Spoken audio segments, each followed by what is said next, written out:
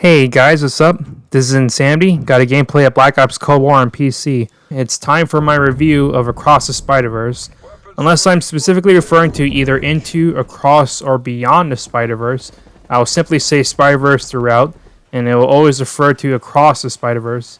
In short, a 9 out of 10. There are two very notable flaws of this movie, and they both have to do with the fact that Across the Spiderverse was originally announced as a two-parter before they dropped the Part 1/Part 2 and called the second part Beyond the Spider-Verse. This is written like a part 1, which technically shouldn't be a flaw when we would already know beforehand that this was meant to be a part 1 of 2, but there's a lack of a climatic resolution. For comparison, Infinity War was very similarly a part 1 and part 2 before they dropped it and named the follow-up Endgame. But even so, the movie focused on Thanos, and a climatic moment centers on Thanos winning and the hero suffering a clear-cut loss for the first time, with the final scene being that of Thanos sitting down and smiling at the sunset. From the perspective of the villain and Infinity War focusing on him, even though Infinity War is a part 1, there is a climax and clear ending. That's not the case with Spider-Verse. There is no climatic resolution for anyone besides Gwen. The villain, for instance, just disappears into the void in the middle and shows up in one more scene at the end. His plan to get revenge on Miles has yet to take form. Miles, of course, is stuck in a predicament, undergoing the Empire Strikes Back treatment, so he can't get his resolution right away. The other problem, as a result of Spider-Verse being a part 1, is that the ending is merely stalling from showing the obvious, and a dangled issue right in front of your face.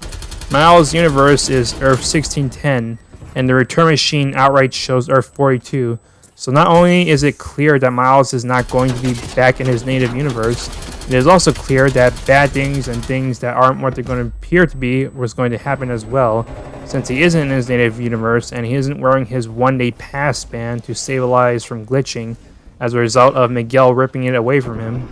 A much less predictable result after Miles used the machine probably would have been something like Miles returning back to his universe instead of an entirely different one, and his universe has been subtly altered, but Miles still glitching as the only cue that something is wrong. But the subtle alteration makes it very difficult for him and the audience to know what exactly is wrong with the universe he returned to. At least that would have been my personal preference over the film just prolonging the inevitable and showing that Miles wound up in a terrible situation. Much of the ending is just really table setting things in place for Beyond the Spider-Verse. Fortunately, this movie is as much Gwen's as it is Miles, so at least I'm glad that they had some sort of resolution for one of the main characters. And when you have a movie as good as Spider-Verse, the cliffhanger ending can be brushed off as a minor flaw or nitpick at worst. One other thing that I'm not necessarily sure is a flaw, but is kind of questionable, is the whole canon events thing, which is very similar to the absolute points or nexus events from Marvel What If and Loki, things that must happen to every Spider-Person, which includes tragic losses of people close to them.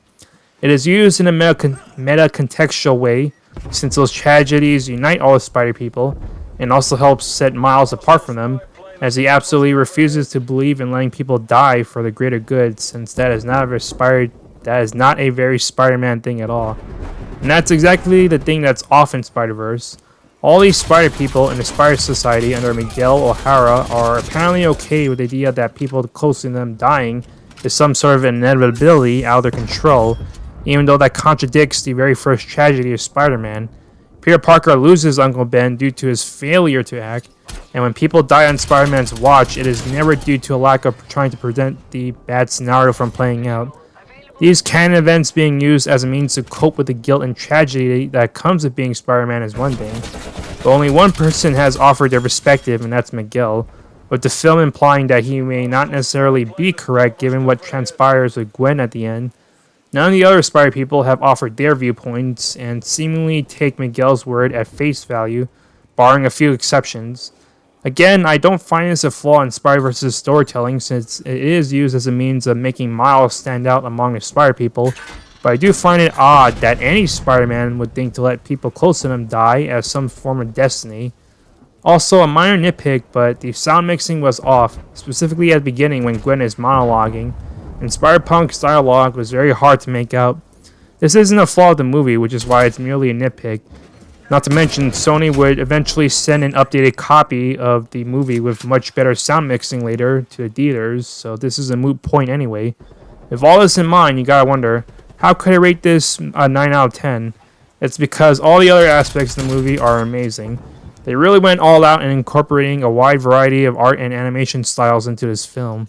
Into the Spiderverse already had a great art style, but for Across, it's dialed up to 11, and the Spider characters never feel out of place when interacting with each other, in spite of the differences in art variety. Into the Spider-Verse was a general origin story for Miles that uses the multiverse aspects to spice it up, but Across feels like the real multiverse story where all the crazy stuff happens because of that aspect, not just for Spider people, but also for Spider villains. And this isn't even the climatic finale where the shackles are off and they're throwing down. Plus, the story is very much like Spider-Man No Way Home, which is a mellow look into what makes a Spider-Man Spider-Man, most notably in the whole rant by Miguel, who claims that Miles is a fraud who stole the role of Spider-Man away from another universe and could never be one, while Miles rejects this and says that he'll be his own Spider-Man who will always do his best to save everyone, and no one can take that from him. I enjoyed all the various cameos and appearances of the many, many Spider-Men, and most of them are completely new faces to me. Sure, they don't have big roles or even speaking parts, but animation as a medium is probably the best way to tap into the multiverse and sell all these different Spider-Men. Yet they also took it one step further and cheekily decided to bring in live action appearances, with one particular character seemingly geared up to return in the future in the next MCU Spider-Man film. If Spider-Man No Way Home was a love letter to live action cinematic Spider-Man, and Spider-Verse is a love letter to Spider-Man in general, drawing from comics, games, animation, and live action. Most of that is window dressing, so you don't need to have been exposed to all those different mediums to enjoy Across the Spider-Verse, but doing so would certainly enhance the experience. Lastly, even though the Spot just disappears for the rest of the movie, I much preferred him to the villains from Into the Spider-Verse. It's strange, you would think that a movie featuring nearly all of Spider-Man's most important foes, including the first time Spider-Man gets to face off against Kingpin in a movie, given that he is otherwise a Daredevil villain, would be a certified winner. But to me, honestly, I thought they were just okay at best. The Spot is the one sole villain in Spider-Verse, with Miguel being a secondary antagonist, but as he's a lesser tier villain in the Spider-Man Rogues Gallery, they have plenty of room to reinterpret him, and they did a great job of him that I find him much more interesting than the villains in Into the Spider-Verse. He's got a funny backstory and is fairly incompetent at using his powers, much less actually fighting a Spider-Man, but a Spot is a rare villain in any kind of story that actually levels up in threat and competence as the movie goes on, and his powers are a perfect match for the multiverse aspects of Spider-Verse. I still wouldn't put him among the likes of, say, Willem Dafoe Green Goblin, especially with the Spot disappearing for the rest of the movie after the middle, and his overall impact is small beans despite his powers suggesting large-scale complications, but it's always cool to have lesser characters reinvented in a way that makes them interesting and more appealing, which they did with Michael Keaton's version of the Vulture, Tony Stark aside, and the Spot is the same. There's a lot of good about Across the Spider-Verse, and depending on Beyond the Spider-Verse, it might even be one of the best superhero trilogies ever.